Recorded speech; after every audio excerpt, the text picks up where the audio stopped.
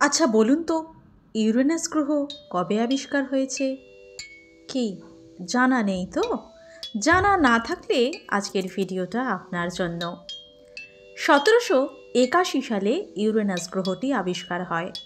আরও একটা উল্লেখযোগ্য তথ্য আপনাদের দেব ভিডিওটির মাধ্যমে। আন্টার্কটিকা মহাদেশের কথা মনে আছে তো?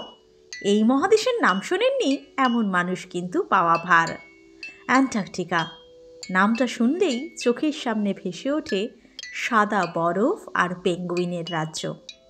আরও অবাক করা তথ্য কি জানেন? 1820 সাল পর্যন্ত কিন্তু অ্যান্টার্কটিকা মহাদেশটি আবিষ্কার হয়নি। কি শুনতে অবাক লাগছে তো? ইউরেনাস গ্রহ যেখানে আবিষ্কার হয়ে গেছে সেখানে কিন্তু অ্যান্টার্কটিকা তখনও আবিষ্কার হয়নি। তথ্য থেকে এমনটাই জানা যায়। কেমন লাগলো আজকের অজানা তথ্য? ভালো লাগলে অবশ্যই চ্যানেলটিকে সাবস্ক্রাইব করে রাখুন এই ধরনের অজানা তথ্যের জন্য। ভালো থাকুন, সকলকেই ভালো রাখুন। ধন্যবাদ।